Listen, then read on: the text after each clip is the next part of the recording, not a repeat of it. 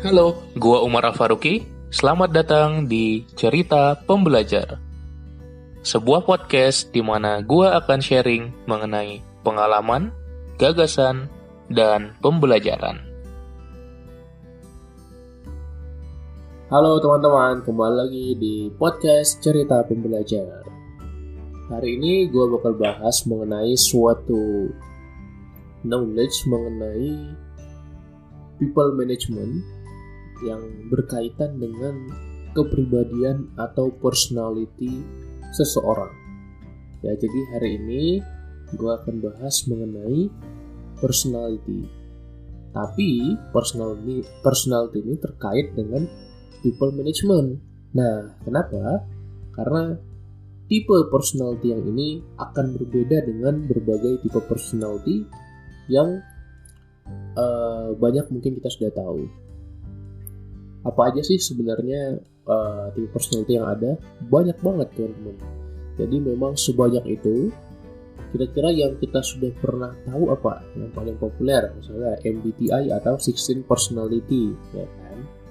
Introvert, extrovert, dan seterusnya. Kemudian ada juga DISC, ada Four Temperament, ada Social System, ada Ocean. Banyak sekali tipe-tipe personality yang dibuat sebagai instrumen atau alat tes psikologi. Tapi yang ingin gue bahas kali ini adalah job personality. Jadi kepribadian yang khusus untuk job, untuk pekerjaan. Nah, makanya nanti akan terkait dengan people management karena ini akan digunakan ketika kita manage orang, ketika kita bekerja dalam suatu tim. Jadi job personality yang akan gue bahas ini, kalau teman-teman pengen cari, itu namanya RIASEC test ya, RIASEC, nanti itu singkatan RIASEC, atau juga ada yang menyebutnya Holland personality ya, HOLLAND, Holland, atau Holland Hexagon. Ya, jadi gue akan coba bahas ada 6 ya personality dalam RIASEC ini sesuai dengan singkatannya RIASEC. Nantinya dengan memahami ini kita akan bisa memberikan perlakuan yang berbeda-beda untuk anggota-anggota kita, untuk dalam tanda kutip anak buah kita, dengan perlakuan yang lebih personalized. Akhirnya kita nanti akan mengolah lebih baik tim kita. Oke, langsung kita mulai saja dari yang pertama, yaitu R, realistik. Nah, orang yang pertama ini, orang yang realistik ini adalah orang-orang yang bisa melakukan tugas dengan baik. Ya, jadi orang-orang yang sangat task based. Orang R ini kita sebut juga dengan doer atau builder. Jadi dia ada pekerjaan yang diberikan, umumnya dia selalu menyelesaikan dengan baik. Nah, jadi orang doer ini dia nggak senang mikir, ya, nggak senang konsep, tapi senangnya eksekusi, ya, senangnya langsung bertindak, senangnya main ke lapangan, senangnya menggunakan alat-alat. Jadi ketika kita memberikan tugas, memang harus ada task-task yang lebih detail gitu ya. Jadi udah jelas, oh ini harus ngapain. Jadi nggak perlu mikir banyak lagi. Jadi si orang R ini atau doer ini dia lebih memprioritaskan pekerjaan yang selesai daripada hal yang lain gitu, karena dia menganggapnya wah ini pekerjaan ya harus diberesin gitu. Nah, itu orang yang pertama, realistik, doer. Jadi wah gak suka gue konsep-konsep tuh, lu aja lah mikirin gimana konsepnya, asal lu udah selesain konsepnya, idenya, terus ada job desk-nya gitu, gue kerjain, beres lah gitu, insya Allah beres gitu. Jadi si orang realistik ini atau doer ini lebih ke mengerjakan pekerjaan itu. Artinya perlu ada yang membantu dia untuk mikir, yaitu orang yang kedua atau orang I ya. Tadi RIASEC, yang kedua I ya, atau investigatif. Nah, orang investigatif ini adalah orang yang senangnya berpikir, maka kita sebut juga dia thinker. Jadi dia senang konsep, senang membedah masalah, senang mencari tahu faktor-faktor apa sih yang berpengaruh kepada masalah ini. Makanya banyak yang menjadi nanti analis gitu ya. Jadi seorang thinker ini atau investigatif ini, dia senang pekerjaan yang mikir justru, senang pekerjaan yang konsep, senang pekerjaan yang banyak hal yang berkaitan dengan cara berpikir atau membedah sesuatu atau menganalisa atau mengolah berbagai permasalahan dan mencari tahu solusinya gitu ya. Jadi dia senang menggunakan framework, oh ini di breakdown seperti ini di cluster seperti ini, faktor-faktornya dan seterusnya. Jadi orang ini yang mempersiapkan, yang mengidekan, yang memberi gagasan gitu ya, yang membreakdown masalah menjadi solusi, dan yang mengeksekusinya nanti adalah orang R yang pertama. Kemudian yang ketiga adalah orang A atau artistik. Nah, seperti namanya, orang ini adalah orang yang kreatif atau kita sebutnya creator ya. Di orang A ini mereka tidak mau berpikir yang ribet-ribet justru. Jadi seperti orang I yang tadi berpikir ribet-ribet, berpikir banyak hal mengenai konsep dan seterusnya, si A ini nggak mau gitu ya. Si A ini lebih senang ngide sesuatu yang berada out of the box gitu. Jadi hal-hal yang nggak kepikiran, tapi idenya itu sering nyeleneh atau sering iseng, sering nggak kepikiran gitu. Tapi biasanya ya bagus juga idenya gitu. Tapi kalau tanya, memang argumentasinya seperti apa, rasionalisasinya seperti apa ide itu, nah dia nggak ngerti gitu ya. Tapi dia bisa mengidekan ide-ide yang bagus, ide-ide yang brilian, ya, kayaknya seru nih dibikin kayak gini, kayaknya asik nih kalau program kita twist seperti ini. Nah, itu orang-orang artistik atau kreatif tadi.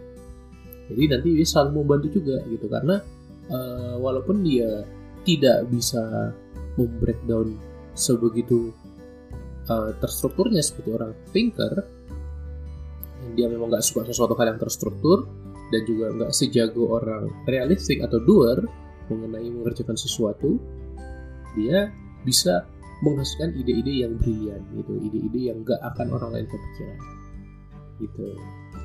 Nah, kemudian yang keempat adalah orang S atau orang sosial. Nah, orang ini adalah orang yang lebih people based daripada task based ya, orang yang lebih people based daripada task based. Sehingga si orang sosial ini dia sering kerjaannya nggak selesai, tapi lebih mementingkan bagaimana dalam satu tim itu solid, kompak, bersahabat gitu. Jadi dia lebih mengutamakan kalau misalnya ada permasalahan, oh ya udah ntar nih dipospon dulu aja tugasnya, kerja ditunda dulu gitu. Tapi yang penting kita satu sama lain saling mendukung, yang penting nggak ada yang merasa tersakiti, nggak ada yang merasa tersisihkan. Jadi kita tetap sebagai satu tim kompak gitu. Jadi dia saling mendukung, dia menolong orang lain gitu, walaupun kelemahannya memang kurang task based gitu ya. Jadi lebih ke people based, people person lah ya. Kemudian yang kelima tadi udah R, I, A, S, sekarang E, enterprising ya. Ini adalah natural leader ya. Jadi dia yang sering memimpin tim, karena enterprising ini memiliki pikiran berskala besar gitu. Jadi dia bervisi, orangnya memiliki visi jangka panjang. Kalau misalnya melihat sesuatu dari gambaran besarnya, dari helikopter view-nya gitu. Jadi dari gambaran besarnya seperti apa sih, kita mau bikin hal ini, kita bisa bikin sesuatu hal yang besar. Sehingga si enterprising atau persuader ini merupakan orang-orang yang bisa memotivasi anggota-anggotanya, orang-orang yang bisa meningkatkan willpower dari anggota-anggotanya, karena dia memiliki semangat, kita punya tujuan besar, kita punya hal yang mau kita capai sama-sama, punya hal yang tim ini pengen raih gitu. Tapi dia nggak mau mikirin yang detail-detailnya gitu, biarlah si thinker aja yang mikirin detail-detailnya gitu ya. Jadi dia orang yang berpikir besar dan ingin membawa orang-orangnya ke sana. Itulah si E. Nah, yang terakhir si C, konvensional. Dia ini adalah natural manager, makanya kita sebut juga organizer. Jadi si C atau konvensional ini adalah orang-orang yang rapi banget ya, orang-orang yang bisa mengelola banyak hal, misalnya scheduling, penyusunan timeline, kemudian ini orang ini ngerjakan ini, orang ini ngerjakan ini, orang ini ngerjakan ini gitu. Oh, barang ini di sini dan seterusnya. Dia jago mengolah data dan angka, mengelola spreadsheet, yaitu mengelola dokumen-dokumen gitu. Jadi memang natural manager si konvensional ini dia sangat jago dalam menorganize sesuatu gitu ya. Jadi dia sangat taat pada aturan, sangat strict orangnya, dan mengikuti rule-rule yang sudah berlaku. Jadi kurang lebih tadi ada 6 apa aja? Realistic atau doer, investigatif atau thinker, artistic atau creator, sosial atau helper, enterprising atau persuader, dan konvensional atau organizer. Nah, keenam personality ini yang nantinya teman-teman bisa tes, coba cari aja, ada banyak juga yang sudah membuat tesnya, coba cari Riasek test atau Holland test gitu. Nanti akan mendapatkan dari tes itu mengisi pertanyaan, nanti hasilnya adalah Holland code ya. Nanti lu bisa mencoba, ternyata lu di personality ini sekian persen, di personality sekian persen gitu. Jadi ada distribusinya ya, kurang lebih begitu. Nah, tadi aku sempat mention bahwasanya ini merupakan Holland hexagon. Jadi hexagon ini segi 6 ya. Jadi coba bayangin regular hexagon atau segi 6 beraturan, di mana di setiap sudutnya kita letakkan huruf secara berurutan. Ya, misalnya berurutan clockwise gitu ya. R, I, A, S, E, C. Kalau nggak kebayang, coba dicari aja di internet gimana gambarnya. Tapi gue ulangi lagi, ada segi 6 beraturan. Di setiap sudutnya secara clockwise, searah jarum jam ditulis R, I, A, S, E, C yang memenuhi setiap 6 sudut dari hexagon itu atau segi 6 itu. Oke, nah kemudian dari sana kita bisa pahami bahwasanya ada keterkaitannya, ya kan? Ada keterkaitannya. Perhatikan bahwasanya ada yang berdekatan dan ada yang berseberangan. Contoh kita ambil orang R, ya. Tadi orang R adalah orang yang mengerjakan tugas dengan baik, sangat task based, gitu kan? Yang penting tugasnya harus beres. Sehingga orang R ini akan sangat terbantu, sangat bisa bekerja sama dengan orang di sebelah kanannya I, ya, atau di sebelah kirinya C ya. Tergantung teman-teman menggambarkan seperti apa. Jadi di sebelahnya ada I dan C ya. Jadi orang thinker yang investigatif sama konvensional ya, atau organizer itu akan bisa sangat membantu R, dan R bisa sangat membantu mereka. Jadi mereka sync gitu sebenarnya ya. Jadi sinkron cara kerjanya gitu. Akan tetapi seorang R akan berseberangan dengan seorang S, sosial atau helper. Kenapa? Karena orang R tadi yang lebih task based, sementara orang S lebih people based. Sehingga ketika ada konflik, orang R akan memutuskan untuk yang penting pekerjaan kita ini harus beres dulu gitu, karena ini prioritas utama kita. Kita berada pada sebuah tim, ada program kerja yang harus kita lakukan, ada program yang harus kita eksekusi. Kita harus menyelesaikan pekerjaan yang menjadi tanggung jawab kita. Itu kata orang R. Tapi kalau kata orang S, pekerjaan nanti bisa dihandle gitu, nanti bisa dipospon dulu aja nggak apa-apa, nanti bisa juga kita kerjakan. Tapi jangan sampai ada orang satu tim kita yang merasa nggak enak. Jangan sampai ada satu orang tim kita yang merasa kurang diapresiasi, yang merasa kecewa dengan tim ini gitu. Jadi kita memang harus utamakan people-nya dulu, orang-orangnya dulu. Nah, kira-kira lu termasuk orang yang mana? Gitu ya. Jadi sudah bisa mulai membayangkan kira-kira lu ada di personality yang mana ya. Jadi R tadi bertolak belakang dengan S, tapi bisa bekerja sama dengan baik dengan I dan C. Gua ambil contoh satu lagi, misalnya ada orang E yang dia bisa bekerja sama dengan S dan C, benar nggak? Jadi kalau lu lihat di hexagonnya, orang E, leader tadi, natural leader tadi, dia bisa bekerja sama dengan S dan C. Karena si S ini orang yang sangat merangkul anggota-anggotanya, dan orang C adalah orang yang bisa memilih sesuatu dengan bagus. Sementara si orang E tadi cuma bisanya berpikir besar, gitu ya. Nah, tapi permasalahannya dia tidak bisa bekerja sama dengan baik dengan orang I, ya, berseberangan ya. Jadi karena tadi dia berpikir besar gitu ya, berpikir besar itu maksudnya higher point of view lah ya. Jadi dia berpikir skala besarnya gitu, high levelnya bagaimana, oh kayak gini gambaran besarnya kurang lebih seperti ini. Sementara orang I mikirnya yang kecil-kecilnya, oh ini nanti kalau kayak gini gimana, kalau kayak gini gimana, kalau kayak gini gimana. Dia selalu memikirkan konsekuensi akibat suatu kegiatan, akibat suatu pengambilan keputusan. Kira-kira konsekuensinya apa sehingga bisa mencapai kesimpulan terbaik untuk pengambilan keputusan, gitu ya. Jadi berbeda orang S sama I dalam hal pengambilan keputusan, karena orang E nanti itu lebih sosial, lebih sosial gitu ya, lebih ke hal yang lebih besar gitu, mirip dengan orang S juga sebenarnya. Tapi seorang I lebih ke pertengahan antara ide dan eksekusi gitu ya. Jadi dia lebih banyak beride gitu ya dan eksekusi. Nanti ada sumbu-sumbunya juga ya, tapi gue nggak akan bahas jauh itu. Nah pertanyaannya, bagaimana sih caranya kita memperlakukan setiap orang tadi kalau kita berperan sebagai seorang leader atau manajer dalam tim?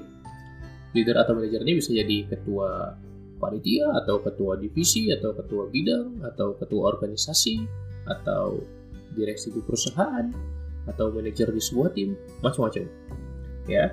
Karena setiap divisi atau setiap bidang pasti memiliki kebutuhan job personality yang beda-beda ya kan. Jadi ini bisa digunakan dalam hal rekrutmen sebenarnya gitu. Jadi cocok nggak sih orang seperti ini kerja di tim kita?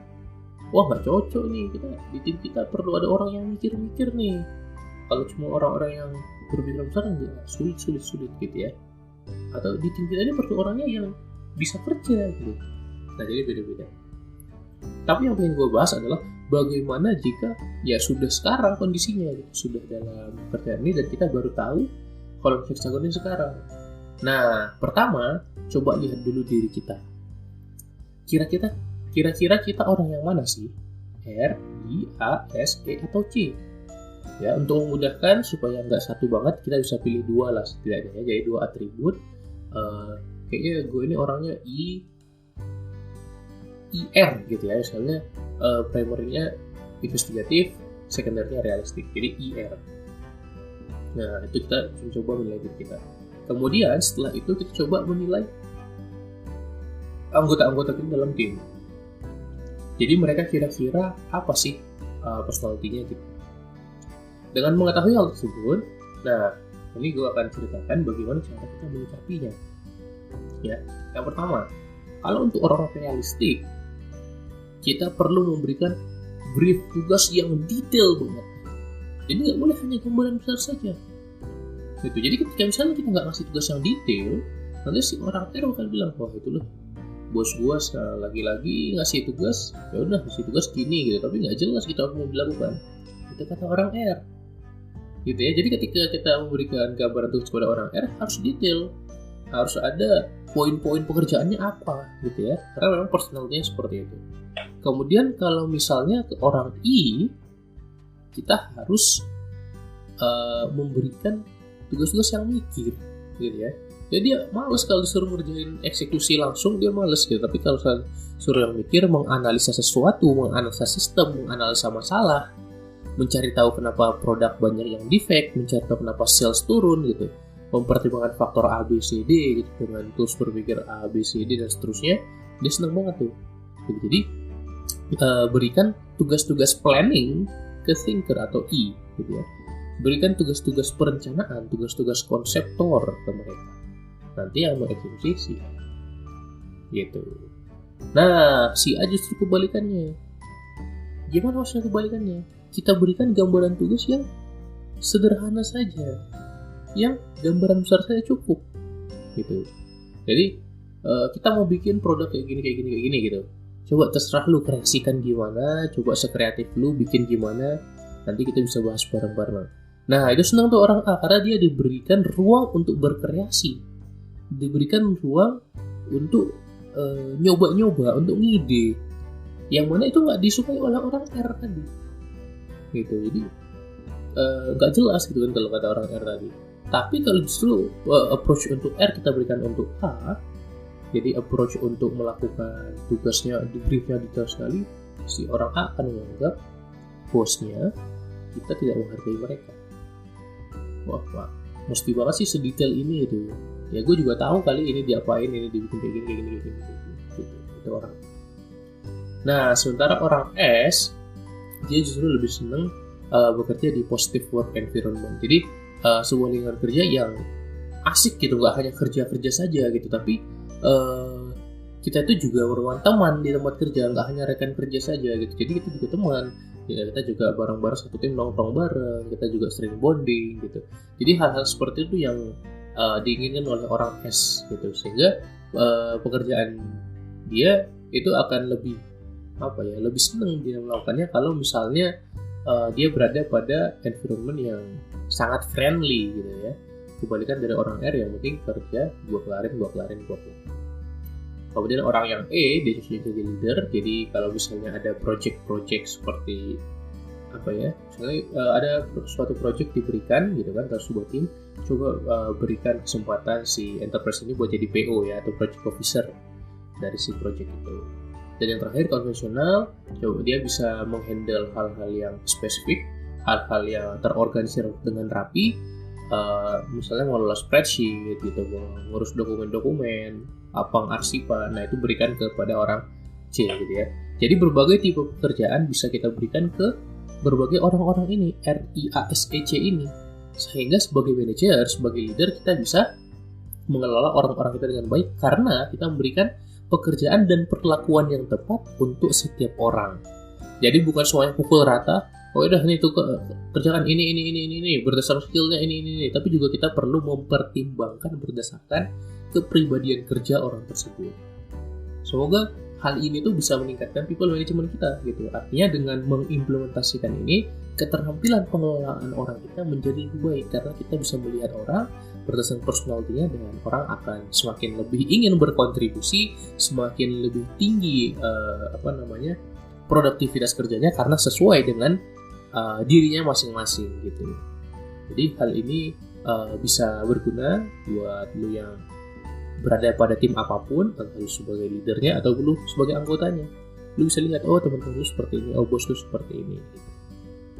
Semoga episode kali ini bermanfaat, dan insight yang gue dapetin ini udah cukup lama sih sebenarnya gue belajar tentang people management ini, dan semoga ini bisa berguna buat lu yang berada pada tim, yang beberapa nanya ke gue gimana sih caranya nge-handle bos yang kayak gini, gimana caranya anak buahnya nggak mau kerja dengan bagus dan seterusnya. Mungkin kita perlu melihat kembali job personality-nya seperti apa dan menyesuaikan perlakuan kita supaya kita mendapatkan respon yang baik juga gitu kan. Jadi kalau stimulusnya tepat, responnya juga sesuai yang kita inginkan.